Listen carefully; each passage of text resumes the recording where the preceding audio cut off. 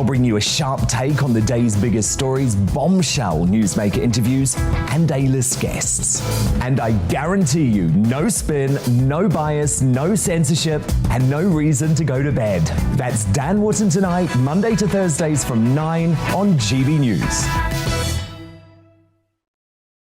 Hello there, I'm Eamon Holmes. And I'm Isabel Webster. And we hope you can join us for Breakfast with Eamon. And Isabel. You make me laugh out loud, belly laugh. Is that important first thing in the morning? Yeah, absolutely. And there's me trying to be deadly serious. News is a serious business. Yeah, I have to rein you in sometimes. Well, it doesn't stop us laughing at it. It doesn't stop us having an opinion on what's going on. Yeah. And it certainly will not stop us reflecting what you think. Weekdays from 6 to 9:30 on GB News.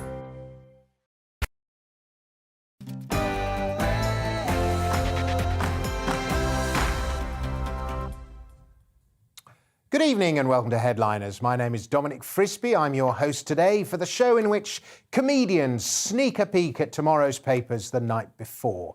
And before we meet tonight's guests, here is Tamsin Roberts with today's news. And boy, is it juicy.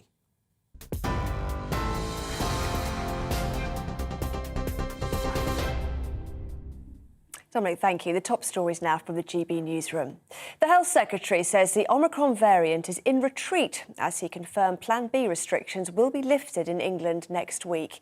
The guidance to work from home and mandatory face masks in classrooms will end immediately. At a COVID briefing, Sajid Javid also said face coverings won't be required in public places from next Thursday. The Health Secretary says the latest data shows previous measures had a positive impact. This plan has worked, and the data shows that Omicron is in retreat. Today's ONS data shows a fall in infections, including in older age groups. Hospitalizations have also fallen over the past week, and the number of patients, COVID patients, in intensive care beds is now at the same level as it was back in July. Downing Street says Boris Johnson expects to lead the Tories in the next general election. It follows a growing number of his own backbenchers calling for a vote of no confidence in the Prime Minister. Bury South MP Christian Wakeford defected to the Labour Party. Former Conservative Minister David Mellor thinks Boris Johnson needs to go. He doesn't appear to be someone who thinks that the rules apply to him, and there are endless examples of that. But the real problem with Boris, one of the reasons why I think this time probably the game is up for Boris, is what is coming down the pike. I mean, we're talking about these parties in May 2020. I'm much more concerned with what's going to happen in May 2022 and thereafter. A man has been remanded in custody after appearing in court charged with the murder of 23-year-old Aisling Murphy in Ireland. The schoolteacher was killed near a canal in Tullamore last Wednesday. 31-year-old Joseph Pushka was heckled as he was brought from a police car to a special court sitting in County Offaly. A second man who was arrested in connection with the murder has been released without charge. President Joe Biden says he believes Russia will make a move into Ukraine, but warned a full-scale invasion would trigger never-before-seen economic sanctions. During a White House press conference marking 1 year in office, Biden said he could stop Russia's banks from dealing in dollars. He also said the level of his response would depend on exactly what Putin does. The comments come after weeks of tensions, with Russia placing tens of thousands of troops on its border with Ukraine. Russia will be held accountable if it invades, and it depends on what it does. It's one thing if it's a minor incursion and then we end up having a fight about what to do and not do, et cetera.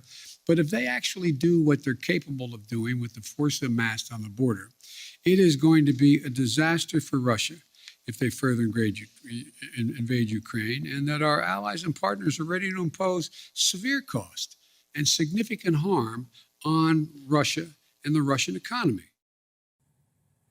This is GB News on TV, online and DAB+ radio. Now it's back to Headliners.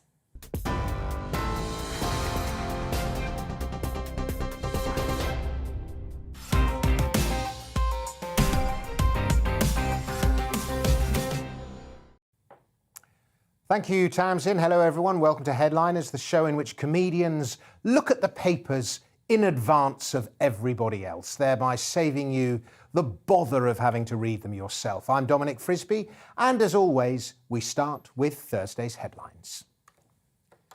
First up, we have the Daily Mail, which has a picture of Carrie, and it says Boris and Carrie's baby hit by COVID. I didn't realise babies could get it, but there you go. And there's also, in the name of God, grow up, a reference to David Davis's speech, which we will be looking at in just a moment. We move on to the Times, and there is a picture of Boris in Parliament, along with the headline, PM fights on as plotters pull back from the brink. Apparently a number of Tory MPs have withdrawn their letters to Mr Brady. There's also isolation rules for infected set to end. That's another story we'll be covering. And so we turn to The Sun, and a rather baffling headline from The Sun, as our Bojo pork pie chart shows, battling PM crust ahead. And there's a picture of a pork pie with various statements on it. Let's move quickly on to the Telegraph for the good of all of us. Johnson, I won't quit if rebels force vote. That's Davis says PM will have to be dragged kicking and screaming from office. There's also union anger after masks are scrapped in classrooms, which brings us nicely on to the Independent. Face masks and isolation axed in end to Plan B. That's another story we'll be covering. Boris's change to that law today. And there's also, in the name of God, go, another reference to that David Davis speech. The Guardian also has, in the name of God, go, Tory anger builds as PM clings on. I don't know, the Guardian is probably pretty happy to be hearing that statement from David Davis. We move on to the FT. Johnson buys time after defection to Labour rallies restive Tory MPs. That's a reference to the Wakeford defection, which is another story we'll be covering. And there's also Unilever rejects call to raise £50 billion bid for GSK unit after investor backlash. That is a story I'm delighted to report that we won't be covering. The Metro has returned to the office. That's a relaxation of the rules, reference to that story.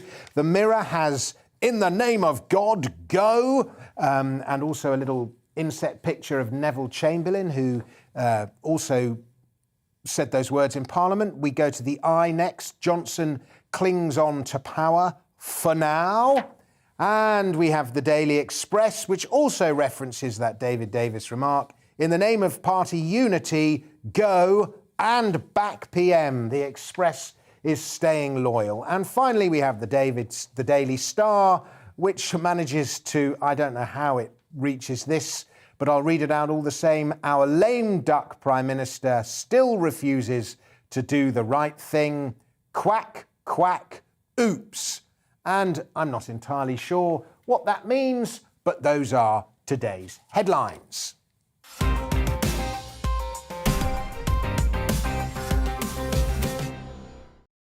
And so to tonight's guests. They may like to think of themselves as radicals, but really they are pretty moderate as far as the political compass is concerned, at least. Representing centre-left, we have Sir Gila Kershey, and representing centre-right, we have Nick Dixon. And welcome to both of you to the show.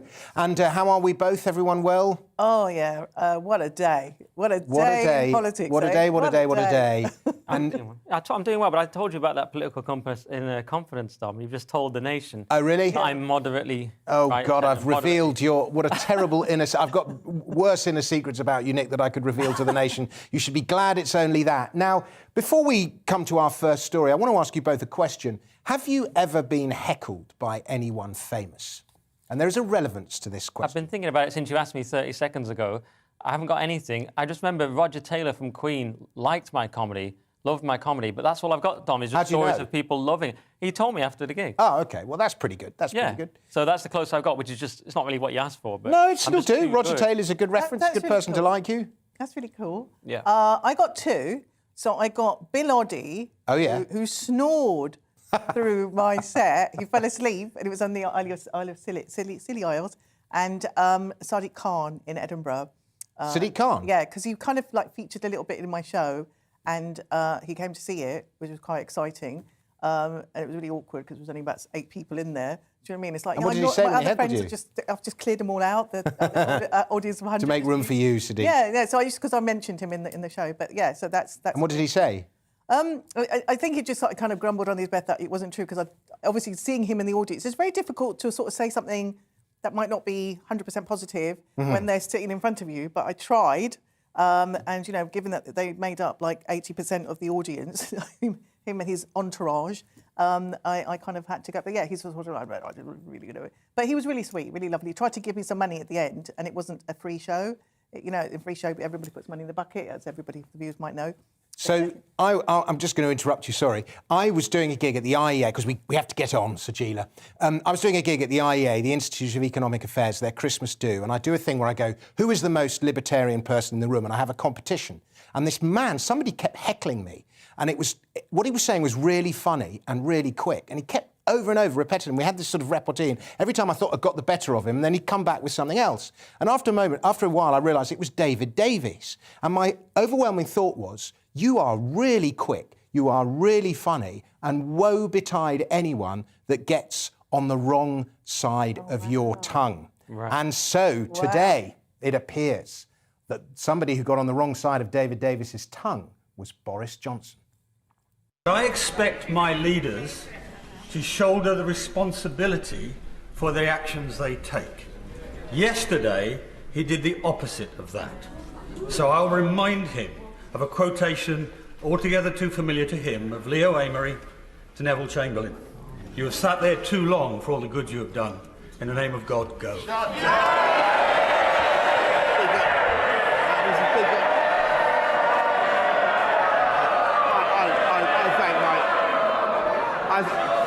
Order. Prime Minister.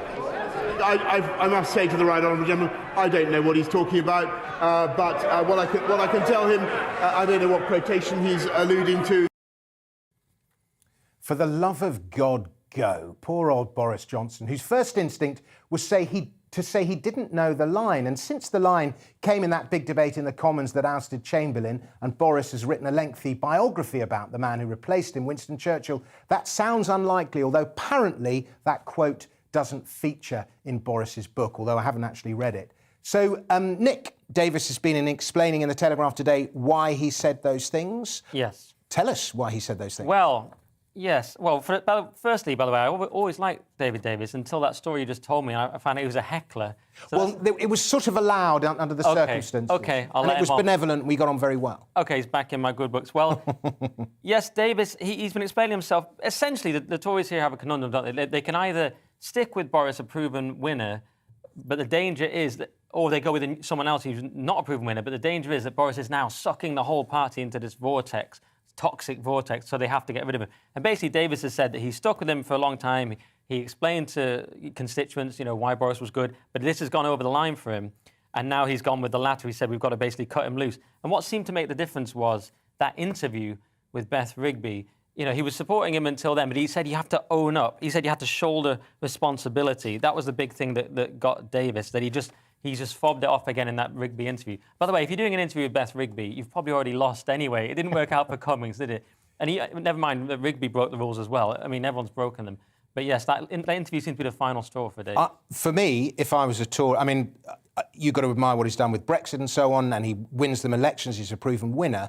But, Sajila, for me, if I was a Tory, I'd get rid of him, because what more does Cummings have to reveal about him? What more dirt has Cummings got? Obviously, this is getting worse and worse and worse for him, and it's almost become like fashionable now to stab him in the back and just kind of get up like Spartacus and say, I'm Brutus, and they, get the knives out. He should, I think, resign or leave and just save face. But I think he's like a comedian who's dying. And he did die spectacularly today to be fair to him, he was doing all right until that Davis speech. He was much better today than he was yesterday. And you thought maybe he's pulling it back a bit. I don't know, because he was he was mimicking him and going, like with a Scottish guy. And I didn't think it went down well today. I didn't think it went down well. And I thought, OK, so he might now just actually be trying to pull it back. I think to use a comedian's analogy, I would say he's died on the Thursday and he's come back and done all right on the Friday. Done all right on the Friday. Maybe not enough to get booked again. Yeah, but, yeah. You know. But I think that's what he's trying to do. He's trying to like pull it back. He thinks he can pull it back.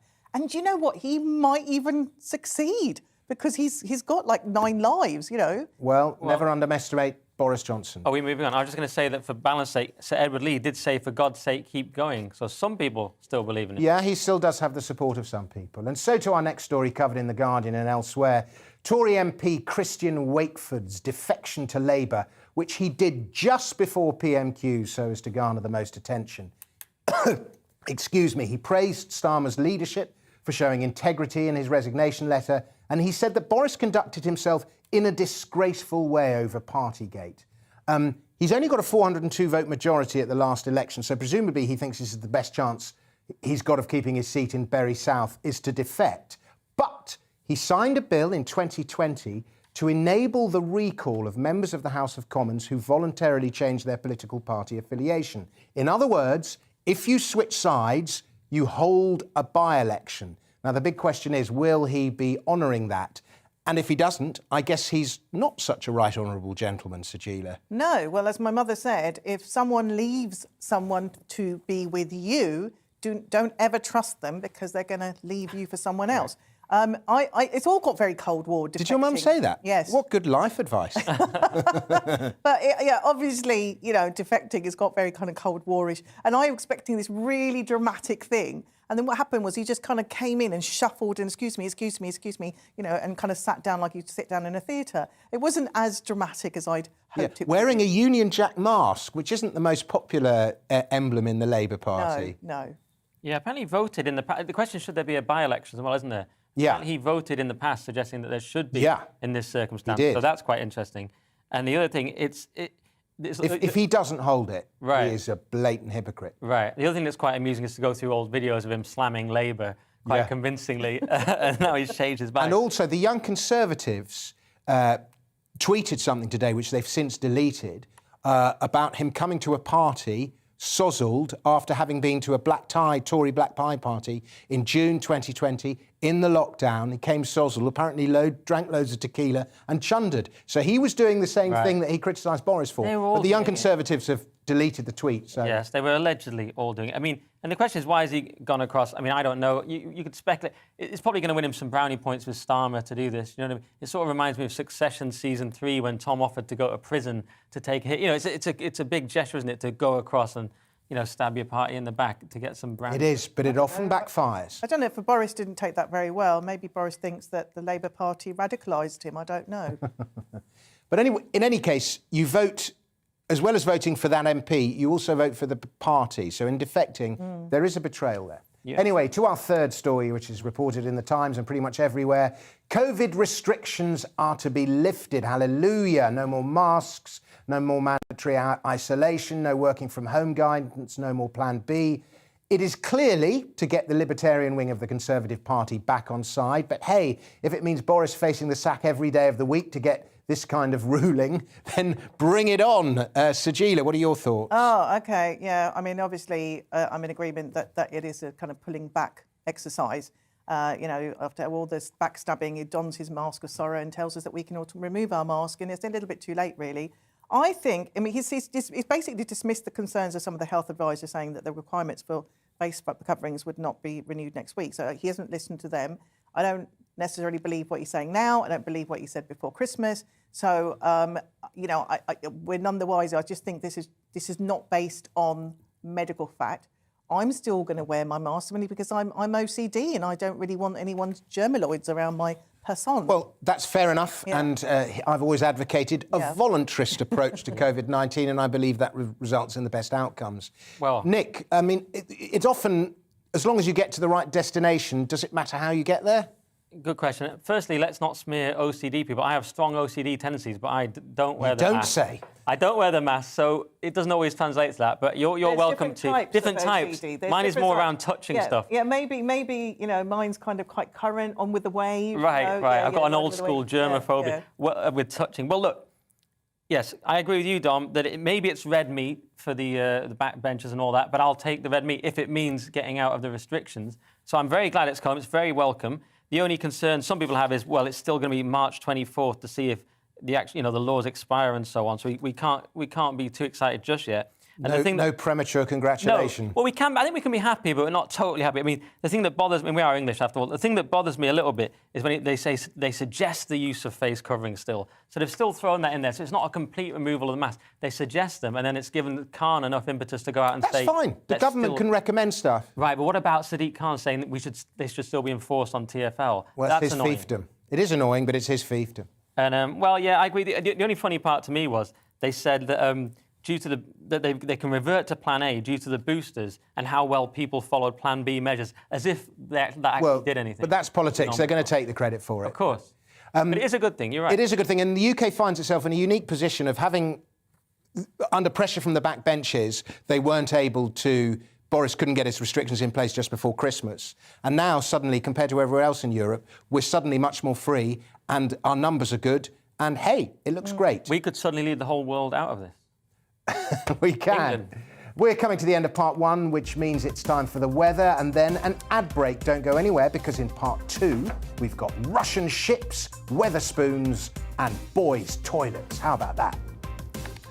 Hello again. Skies have cleared widely across the UK, and that means overnight a widespread frost, and there'll be some wintry flurries in some spots, mainly for the north of Scotland because of the Arctic wind that has arrived now behind this cold front. That cold front cleared the cloud and some outbreaks of rain earlier in the day, and now we've got clearer but colder weather across all parts. And under those widely clear skies, temperatures will rapidly fall overnight. We'll keep a bit more of a wind in the far north and east, and that wind will drive further wintry flurries into the north of Scotland and for parts of eastern England as well. But where we've got clear skies elsewhere, a widespread frost, as low as -5 across sheltered parts of Scotland. In the far north of Scotland, a bit more cloud and some of those snow flurries to begin things on Thursday, perhaps a centimetre or so at lower levels, more so on the higher ground, and likewise for the east coast of England. Soon enough, those showers ease away. Widely clear skies or sunshine for many on Thursday afternoon, but temperatures lower than recent days because of that Arctic air and feeling even colder if you're in the wind that will be in the north and the east. The wind does ease a little overnight and it changes direction subtly, but for most it's light winds, clear skies, and with cold air in place, temperatures falling once again. Widely below freezing across much of the UK, and in parts of southern England as low as -5 Celsius, so in some places the coldest night of the winter. But in the north and the west, by the early hours, I think we're going to start to see a bit more cloud arrive from the Atlantic. That will limit the frost in the northwest, and it'll be a grey day in western Scotland with some drizzle over the hills. Elsewhere, brighter skies, the best of the sunshine in the east, but that cloudier look will become more prevalent through Saturday and Sunday, limiting frost and fog by night, but staying dry.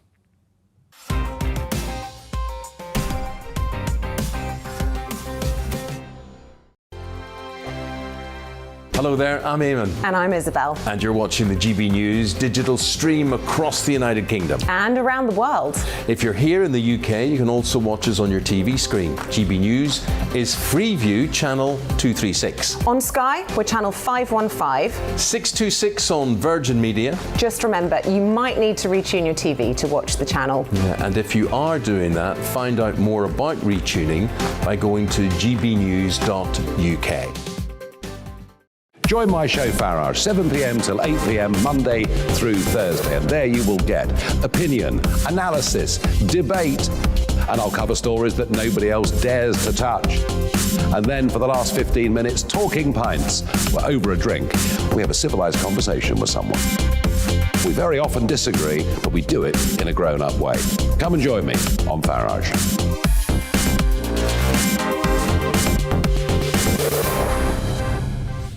I'm Dan Wootton. Join me Monday to Thursday from 9 to 11 for the feistiest and most fun news debate on TV, where free speech reigns. I'll bring you a sharp take on the day's biggest stories, bombshell newsmaker interviews, and A-list guests. And I guarantee you, no spin, no bias, no censorship, and no reason to go to bed.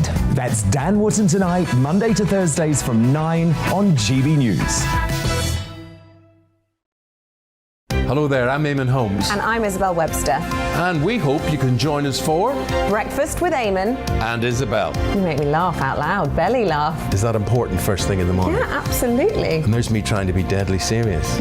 News is a serious business. Yeah, I have to rein you in sometimes. Well, it doesn't stop us laughing at it. It doesn't stop us having an opinion on what's going on. Yeah. And it certainly will not stop us reflecting what you think. Weekdays from 6 to 9:30 on GB News.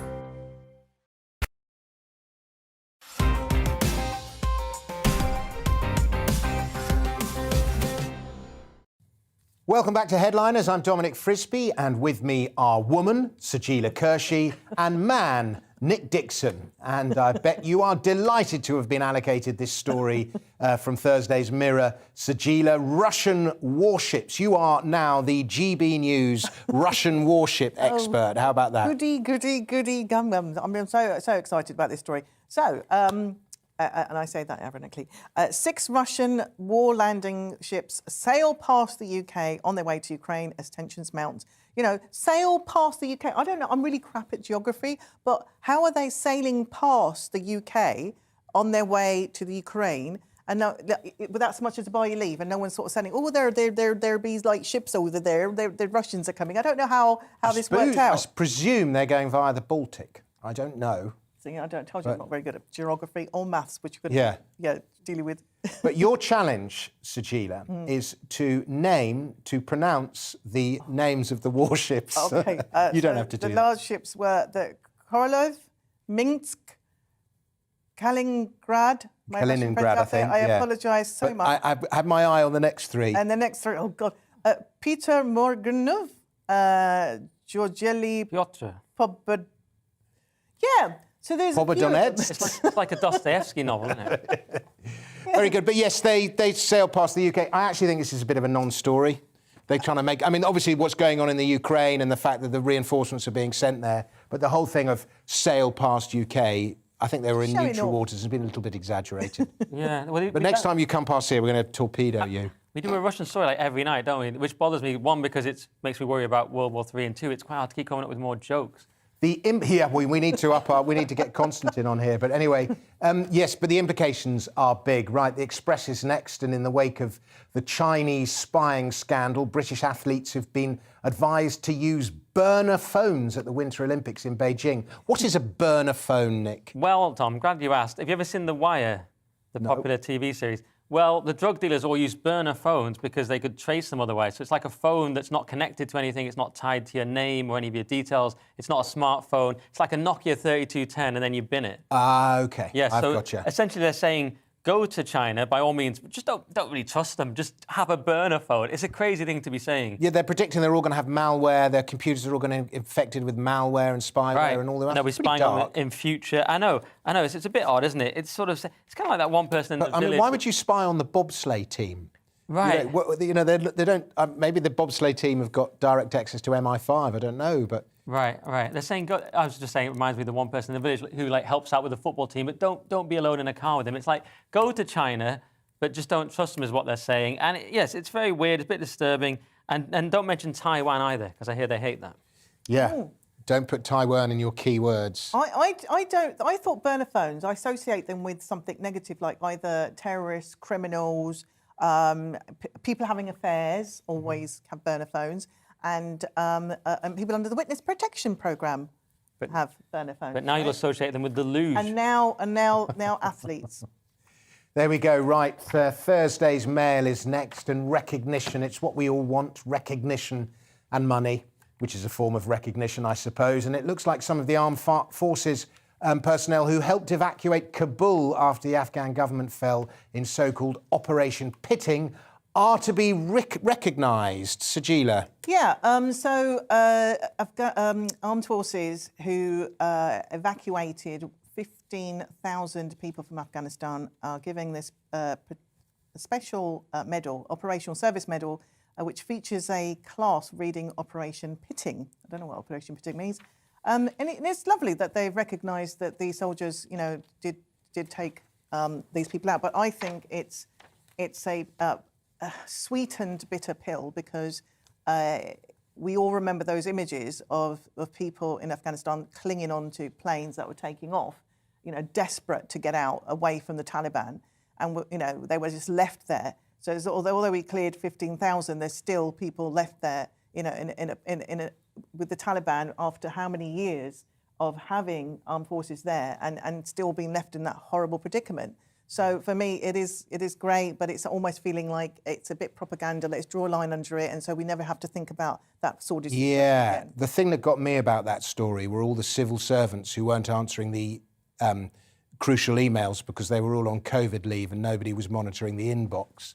And in particular, because they were all working from home, and in particular, the Foreign Office's top Mandarin, Sir Philip Barton, who stayed on holiday for 11 days after Kabul fell, when he should have been the sort of mastermind behind the whole thing. So it's the politicians who get the sack, never the civil servants. You're right. Yeah, that's all I was going to add, but you beat me to it. So, yeah, with your anti-civil servant propaganda. Not this again. Right, The Independent is next, and apparently, Nick, here you go. Here is your chance to shine. Reading Jane Austen did not cure a neo-Nazi terror offender of his extremist leanings, surprisingly enough. Yes, I don't know why you've come to me on this one, but yes, neo-Nazi terror offender ordered to read... You're confirmed centre-right. You're all right. You're safe. Yes, he was ordered to read Jane Austen, and then the problem is he resumed his interest in far-right extremism within days. So the judge sort of let him off quite lightly, but then he began liking Nazi posts online and other extremist activity 5 days after promising the judge he'd put it behind him. I mean, give it a week, bro. Do you know what I mean? Not that we're bros, but you see what I mean. And there's some amazing details in this story. He had amassed a wealth of white supremacist, anti-Semitic and satanic material. He went for all of them, as well as explosives manuals. Explosive manuals just means really good manuals. Explosives manuals. My books were described as explosive. There you go. I didn't realise that made me a neo-Nazi terrorist, but there you go. It is serious, obviously, but he was also looking at material from the extremist occult movement, the Order of Nine Angles, who are a satanic group on Wikipedia, describe themselves as traditional Satanism. So an old-fashioned type for the conservatives. So yeah, it's a funny... Oh, and my other favourite bit... So there's a rift in Satanism between the modernists and the conservatives. Right. These reforming Satanists. I have no part of it. My favourite bit is the judge said to him, he basically told him, stop reading all this Nazi stuff. And he said to him, have you read Dickens, Austen? Start with Pride and Prejudice. Start with A Tale of Two Cities. Think about Hardy. Think about Trollope, the judge said. But instead, he thought about Satanism, sadly. You're a keen reader of neo-Nazi material? I think it worked. I think he read Jane Austen, and he now has pride in having prejudice against others. So I think it did work. Nice. I see what you did. Yeah.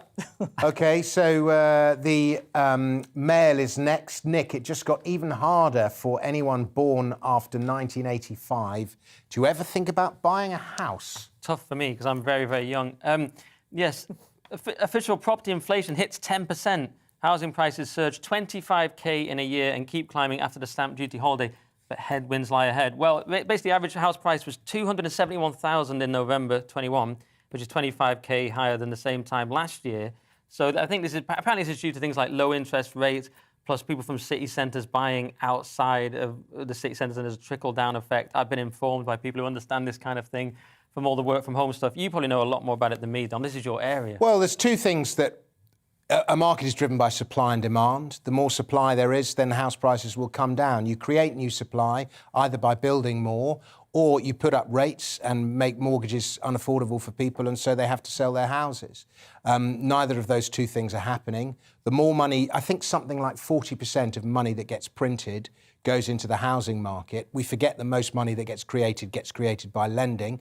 You put all that money into the housing market, it's inevitable that, and you constrain supply, it's inevitable that prices will go up. It's been the case since the 90s, and there's not going to be any change to it until there is dramatic reform to our monetary system. Rant over. Oh. But what do you suggest? Like, if should people be buying or selling at the moment? Well, because I don't. I think the answer is to treat a house as a place to live, but there are many people who can't, and it's ridiculous because a house doesn't cost a lot of money to build. You can buy a three-bed timber-framed house on the internet for 30 or 40 grand, and it's like 2,000 square feet. The issue is where you put it. the land. So you say it's all down to the monetary system. So this is push for your Bitcoin agenda. It is a rigged market. We're going to move on. Sajila, we had a story about the Bank of England boss Andrew Bailey failing to predict inflation properly, which is not what you want in somebody whose job is to predict inflation. Yes, and I might have to obviously you're more into the figures and stuff, but I know that cost of living rose to 5.4%. At the end of last year, which is the highest in 30 years. And they don't include property in their inflation numbers. If they included the houses in their inflation numbers, inflation would be much, much higher. Well, I have to say, from a personal level, I'm feeling that pinch and I'm not looking forward to April. I'm sure that the viewers are probably in the same position. Like April, we've got the fuel bills, everything tax, blah, blah. It's all going crazy. I go under my duvet. It's an ongoing theme of this programme, inflation, and I'm afraid it's not going to go away. And the Bank of England said it was transitory. It isn't. It's a global problem, and there's all sorts of causes to it. But there'll be more on it in this space. Now, The Guardian is next, covering one of its many ideological enemies, the pub chain Wetherspoons. And like many of us, Tim Martin, Wetherspoon's boss, has got the hump that his pubs had to close while Number 10 was having parties, especially when he says, COVID controls were superior to those going on at Number 10. Sajila. Well, they do a mean breakfast. I have to give him that. And a partner runs a Wetherspoons, and he did say it was really awful before Christmas because everybody stayed in because they were trying to protect themselves to stay with their family. That's when they all thought that they would make them some of their money back from the lockdowns. So it's been dire, and I'm sure they're probably missing people vomiting and peeing on the carpets, this is the reason why we all go there, right? In fact, you've done the filming. Fundamentally, we filmed the video, yeah. I love Wetherspoons. Yeah, I love Wetherspoons. Yeah, you should watch it on the YouTube. Any thoughts on Wetherspoons? Their profits have slumped 15%. Yeah, well, no, only that it was terrible what these rules did to the hospitality industry in general, and he's citing the hypocrisy here, which is annoying, but the problem, of course, was the rules themselves more than the hypocrisy. That's what I've been focused on. That's why I'm annoyed about the parties, but I'm mainly annoyed about the rules. That's what crippled the hospitality, and also the kind of fear of Omicron, which led people to just stay at home themselves. The voluntarist approach would have worked. Those who want to stay at home could have stayed at home. Anyway, ladies and gentlemen, I can report that part 2 is now over. The ads are next, and then it's part 3 when we'll be looking at the neighbour from hell who built a 3-foot fence in a shared driveway. We'll see you in a moment.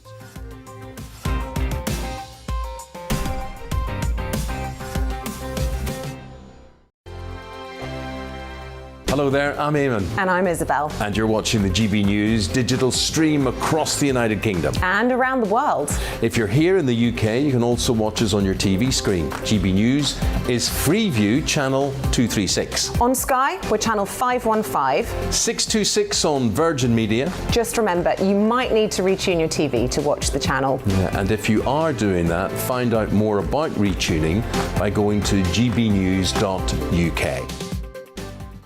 Join my show Farage, 7 p.m. till 8 p.m. Monday through Thursday. And there you will get opinion, analysis, debate, and I'll cover stories that nobody else dares to touch.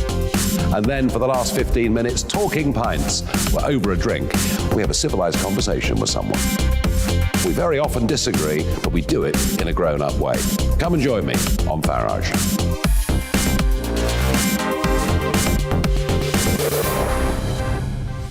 I'm Dan Wootton. Join me Monday to Thursday from 9 to 11 for the feistiest and most fun news debate on TV, where free speech reigns. I'll bring you a sharp take on the day's biggest stories, bombshell newsmaker interviews, and A-list guests. And I guarantee you, no spin, no bias, no censorship, and no reason to go to bed. That's Dan Wootton tonight, Monday to Thursdays from 9 on GB News. Hello there, I'm Eamon Holmes. And I'm Isabel Webster.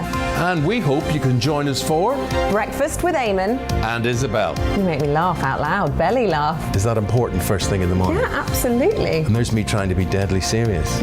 News is a serious business. Yeah, I have to rein you in sometimes. Well, it doesn't stop us laughing at it. It doesn't stop us having an opinion on what's going on. Yeah. And it certainly will not stop us reflecting what you think. Weekdays from 6 to 9:30 on GB News.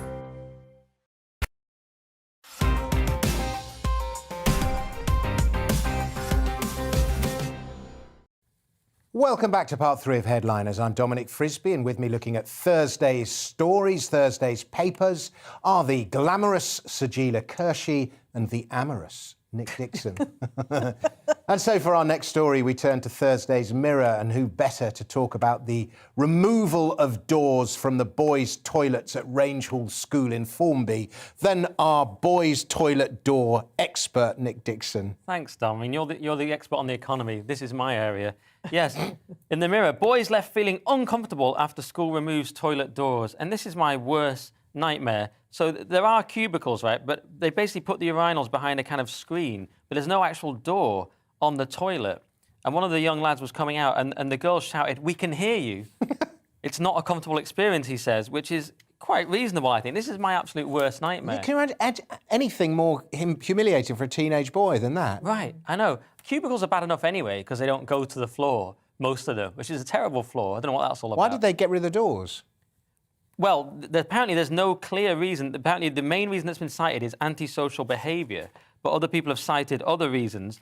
But the girls' one has a door, and the boys are saying that it's unfair. One person suggested they should at least take the doors off both of them. I don't know what that solves, really. That's a kind of socialist thinking, isn't it? Like we're all, whatever Thatcher said. But anyway, yeah. How did this story even get into the papers in the first place? I'm not sure, but it's very important. I'm completely against it. Anyone with IBS, terrible. Anyone who's into privacy. Japan has it right with toilets. They're very private. The toilets make little noises. They can shoot up water into your bum. Japan knows all about the toilet, but this is shocking. Japan I agree. Maintains its traditions and moves into the future in a magical way. Sajila. I agree. I think toilet should be the one place that there should be some privacy, even between couples who are very, very close. You should have privacy in the toilet. But obviously, they've opened the toilets. Where are these boys going to roll joints and smoke and have beers? That's what teenage boys are supposed to do in the toilets. So to our financial correspondent, Sajila Kershi, the FT reports that Sony's shares have fallen with Microsoft's announcement that it is bidding for Activision Blizzard.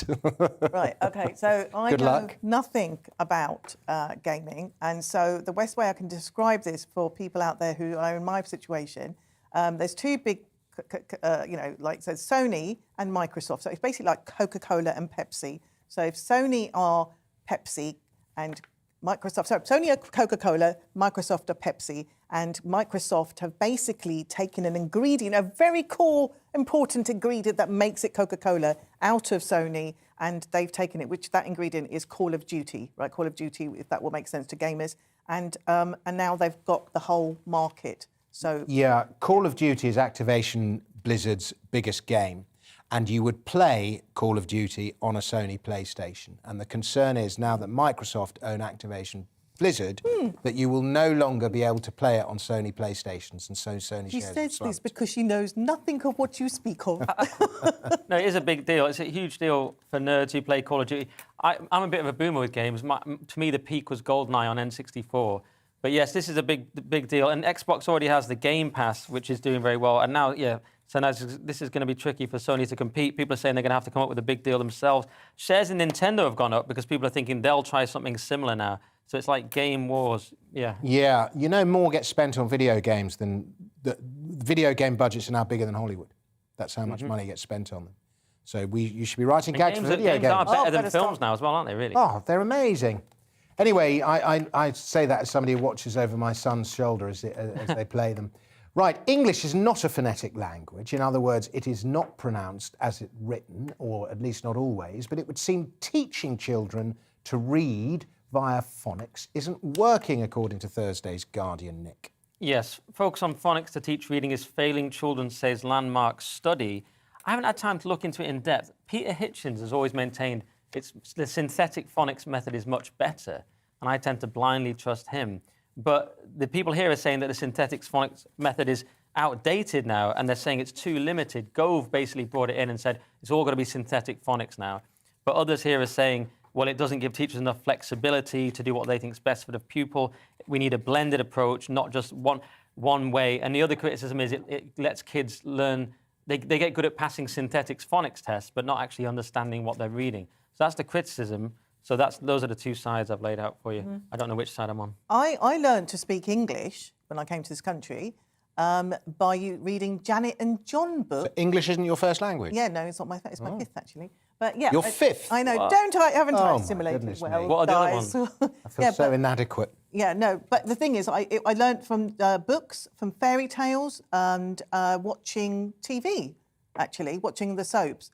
That's where I learned to pronounce words, and I initially was picking up regional accents quite quickly. So obviously, this is an issue. I think people learn the language just by having iPads and computers and phones these days. So you're telling them just stick on Biker Grove and that'll be quicker. Yes, stick on Grove. Grange Hill. Grange Hill? Whatever the kids are watching now. Grange Hill was one of my programmes, see? OK, we have the story we've all been waiting for, the Neighbour from Hell story next from Thursday's Sun, in which the word furious gets used about 17 times in the first 3 sentences alone. Sajila. Oh, so nightmare neighbour builds a 3-foot fence in the middle of a shared driveway, and the neighbour's been dubbed the nightmare neighbour. He built a giant fence down the middle of the drive he shares with a couple next door who just newlyweds, by the way, so you've got to feel sympathy for them. He builds this 3-foot high structure, which means that Chris and Millie Adams, the newlywed couple's names, can no longer get into their cars. They can't even take their dog down. They can't move their vehicles. So obviously they've been having little bickering things going on. And I think this is a kind of, obviously people have neighbours, but I think this is part of the pandemic where people just got really, really angry. I don't particularly like one of my neighbours because she leaves her rubbish, all her recycling and stuff, and it just piles it high and high. And I was getting more and more wound up during lockdown because obviously working from home and we're stuck indoors, that makes more, any other time it wouldn't. So I think part of it must be that. But it's not illegal because the police have said it's not, they know about it, but they're not going to do anything about it. And they spent £275,000 on their house, buying a house recently, which you would not advise them to do that, right? No, I wouldn't say don't do it. You need it if you can afford it. We all need a place to live. But their home is not their castle, so you have to feel for this couple, I think. Yeah. Well, as Sartre said, hell is other people. They're trapped now next to this guy. He's got this fence. Their little dog can't even get out. They have to move their car to take the bins out. This is all in the story. Neighbours are terrible. My neighbour has a dog that does this scraping thing, and then it drops this heavy bone. It sounds like a tiny bowling ball repeatedly being dropped on the floor, and then a kind of scraping, like a plug socket scraping, and I'm the socket. It's horrendous. But you've got a bad experience. Neighbours, people are the problem, I think, Dom. More fury next, and a £5 million road scheme designed to make Edinburgh streets safer has led to an increase in accidents. Nick, this is from Thursday's Mail. Yes, so much for health and safety. Furious cycle-friendly road scheme designed to make Edinburgh streets safer leads to an increase in accidents. Who could have seen that coming? Human intervention. A bit like the lockdowns. When will we learn? So a driver... It's caused all sorts of problems. It's caused 5 accidents before there was no accidents. And one of them is a driver said to be under the influence was apparently confused by the layout and smashed into a vehicle in a floating parking space, knocking it across a cycle lane pavement and through a wall. How did they not anticipate in Scotland that people were going to be using this under the influence? That should have been the first thing. Can you use it while drunk? So they've tinkered with it. They've caused all sorts of problems. And, my theory, Dom, is we reached the end of history, according to Fukuyama. You'll know this. We got bored and we just started tinkering with things. There was nothing wrong with the previous traffic system. They've tinkered with it and they've ruined it. You talked to Mary Somerset Webb, the editor of Money Week, who lives in Edinburgh, and you follow her on Twitter. She's forever cursing Edinburgh City Council, Edinburgh street design. The traffic lights are on really long intervals, so if you don't make the lights, you have to wait for ages. A lot of Edinburgh people are not happy with their street planners. And it used to all be trams, didn't it? And it was dug up for years. Yeah. And it was just the tram system. Yeah. That annoys me, the tram thing, because I booked the same venue thinking it'll be fine to do it, but then the tram thing stopped any trade coming past. So, yeah, it does make a difference, even to us who visit the city. Right, an Indian Harry Potter-themed wedding in the metaverse is next. This is from The Sun. What on earth, or rather, what not on earth, Sajila? OK, so South Asian weddings are hugely expensive, big. You have 500-600 people that you have to invite, that half of them you don't know who they are, don't really care for. But this couple are planning a Harry Potter-themed wedding inside a metaverse. Metaverse is like a virtual kind of world. And they've invited 6,000 guests. I don't even know 6,000 people. 6,000 guests. And it's Dinesh Sivakumar, Padmavati, and who's 25, the bride-to-be, and Jangagadini Ramaswamy, who they're going to hold their virtual wedding on the February the 6th from India. We're invited, guys. We can go. But basically, that means... Can we? No, I'm joking. Oh, OK. I'd say you did very well with those compared to the Russian names. Oh, I know. I'm working out your 5 languages Yeah, but now. you see, you don't know if I'm actually pronouncing that correctly. You just think she's Asian. She probably has pronounced it correctly. Right, that was quite racist. But that really irons out the trouble. Janagananindi. Yeah, Janagananindi. Irons out the problem of having to, like, who gets cold on the wedding list, guests. Invite as many as you want. They get to have their own avatar. They can have a prettier avatar. Don't have to buy an outfit because Asian outfits are really, really expensive. You wear the gold and the bling and everything else. And, and if it fails, because let's face it, most marriages don't work. Sorry, kids, to tell you that, but they don't. In India, they do. In India, yeah. You can at least not have to spend that much money on them. So would this be a Hindu wedding or a Yes, I'm thinking Sikh, it was a Hindu wedding. They all last for days. I mean, mine was 4 days. Like the bride side, the groom side, the henna night. So it's like a hen night, but a henna night, right? So they have 2 of those. Oh, nice. And it just drags on and on and on, honestly. Can I ask one thing about this, about the father? Did you cover this? Oh, yes. This is, Forgot to do that. I mean, I feel it's sad that the guy has died, but basically it says in a touching tribute, the couple will include the father of the bride who passed away in 2021, but will be represented as an avatar alongside the duo. Apparently he'll be an avatar to welcome the guest, which will be an emotional moment for both of our families. Also a weird moment, let's be honest. It is a bit the dead weird. father as an avatar. Yeah. I mean, it's already been done because I don't know if you saw that Kim Kardashian... I did, with Kanye, yeah, with Kim Kardashian's dad. At the time I thought, well, that was really weird. And I thought, actually, if that was my wedding, and my dad wasn't there because he'd already passed a few months earlier, I don't know, that might be quite... But he's going to be... It's weird. It's all very well remembering him, but having him greeting the guests... He's going to be floating there. Greeting the guests is a little bit strong. He's going to be floating like Obi-Wan Kenobi in Star Wars, just sort of hovering. Right. Toilets in space are next. It's a toilet story. It's in the Mail. Nick Dixon, it is yours. Toilet expert Nick Dixon. NASA plans to send a manned mission to Mars in the 2030s. But, the key part is NASA has put out a call to entrepreneurs and investors to come up with a toilet that can manage the waste of astronauts making a 9-month trip to Mars. It's not clear if this toilet will have a door or not, but they put it out as a challenge. Thank you, callback. The winners there's a challenge known as the Waste to Base Challenge, which asks the public to provide inventive approaches to waste management in 4 categories: fecal waste, trash, foam packaging, and carbon dioxide processing. And the winners in this contest will receive $1,000. Doesn't seem that much if we're going to get us to Mars. But, and they basically know nerds will do it. But they need a toilet that's good enough to get us to Mars, essentially. Presumably you can't just open the hatch and release it into the atmosphere. No, I think that's probably an issue, isn't it? It just floats Everyone around, just gets doesn't sucked out and dies. Yeah, but surely you could put it into a vacuum hatch or something.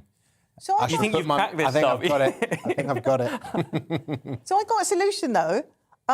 Tenor ladies, if it's number uno, and number duo, just have colonic irrigation every day, like some of my wealthy friends do, girlfriends. Too posh to push. A lot of water in space, but anyway, right, Sajilia, you're on next. It's Thursday's Star and UFOs in the good old US of A. Oh, right. So a bloke spots a UFO hovering over a lake after finding glowing rocks in the shore. He's basically Eric, his name is Rintamaki, a gem and mineral dealer, and he was rock hunting on the beach of Lake Superior in the USA. UV light, he spots a strange glow coming from the washed up rocks, and he sees an orb of light in a triangle. One light goes on, then another light goes on, then another light goes on, and I'm just thinking, do, do, do, do, do.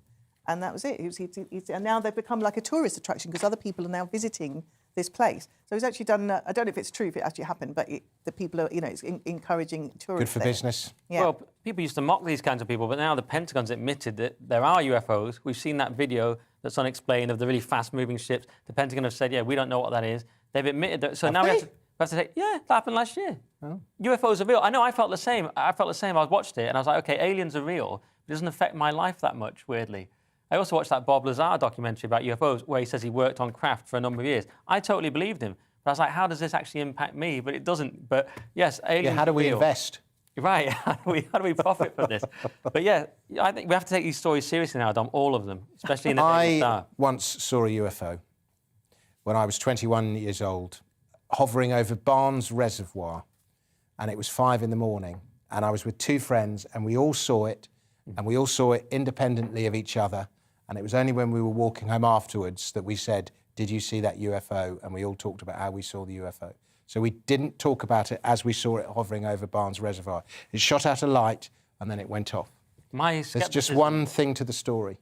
What's that? We'd all taken magic mushrooms. That's what I was worried about. I was thinking it's dawn, there's got to be it's something 5 a.m.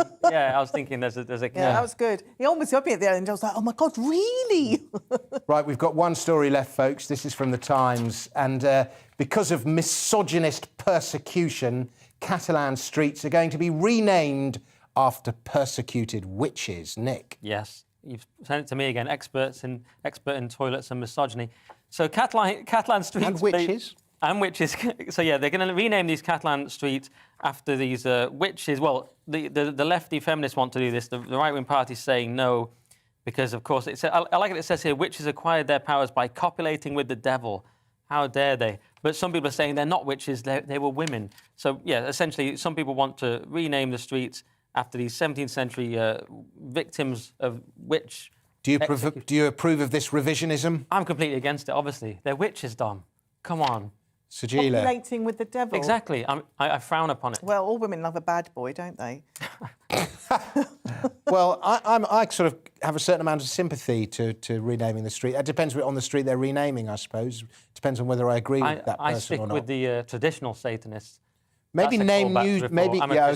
Maybe name the new streets after the witches. Yeah, but there were women who were basically accused of being witches, and they were witches. It won't be like Tabitha, it won't be like that street of Tabitha, but you will have like loads of streets. OK, well, that's all we have time for, ladies and gents. Thank you very much to my guests, Sajila Kershi and Nick Dixon. Thank you to you for watching. Headliners will be back at the same time tomorrow with Simon Evans in the hot seat. Until then, cheerio. Hello again. Skies have cleared widely across the UK, and that means overnight a widespread frost, and there'll be some wintry flurries in some spots, mainly for the north of Scotland because of the Arctic wind that has arrived now behind this cold front. That cold front cleared the cloud and some outbreaks of rain earlier in the day.